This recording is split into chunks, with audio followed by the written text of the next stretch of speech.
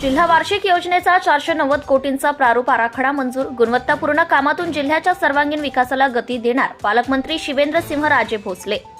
जिल्हा वार्षिक योजनेसोबतच केंद्र व राज्य शासनाच्या विविध योजनांमधून जिल्ह्यासाठी जास्तीत जास्त निधी मिळवण्याचा प्रयत्न राहणार असून या माध्यमातून जिल्ह्याच्या विकासाला गती देण्यात येईल. जिल्ह्यात प्रगतीपथावर असलेली तसेच नव्याने सुरू होणारी विकास कामे गुणवत्तापूर्ण होतील याची संबंधित यंत्रणांनी दक्षता घ्यावी. जिल्हा वार्षिक योजनेतील कामे विहित कालावधीत पूर्ण होण्यासाठी सूक्ष्म नियोजन करावे अशा सूचना राज्याचे सार्वजनिक बांधकाम मंत्री तथा लातूर जिल्ह्याचे पालकमंत्री शिवेंद्रसिंहराजे भोसले यांनी आज येथे दिल्या. तसेच जिल्हावासियांसाठी अतिशय महत्त्वाचे असलेल्या जिल्हा रुग्णालयाच्या जमिनीसाठी निधी उपलब्ध करून देण्याची कार्यवाही अंतिम टप्प्यात असून लवकरच निधी उपलब्ध होणार असल्याचं त्यांनी सांगितले. जिल्हाधिकारी कार्यालयामध्ये आयोजित जिल्हा नियोजन समितीच्या बैठकीत पालकमंत्री नामदार भोसले बोलत होते.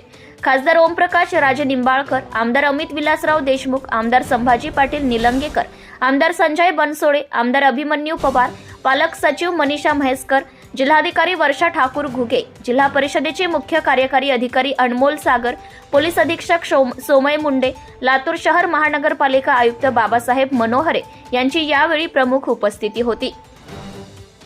तसेच सहकार मंत्री बाबासाहेब पाटील, खासदार डॉक्टर शिवाजी काळगे, आमदार विक्रम काळे हे दूरदृश्य प्रणालीद्वारे या बैठकीमध्ये सहभागी झाले होते.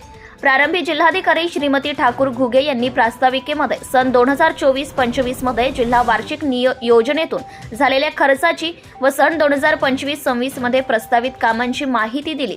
तसेच जिल्हा नियोजन अधिकारी सोमनाथ रेड्डी यांनी जिल्हा नियोजन समिती, विविध योजना निहाय खर्चाची तसेच प्रस्तावित निधी पुनर्विनियोजन प्रस्ताव याबाबत माहितीचे सादरीकरण केले.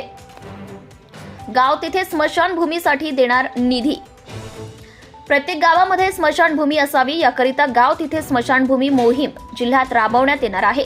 यामध्ये पहिल्या टप्प्यात स्मशानभूमीसाठी जमीन उपलब्ध असलेल्या गावांची यादी तयार करून स्मशानभूमी बांधकामाचा प्रस्ताव सादर करावा.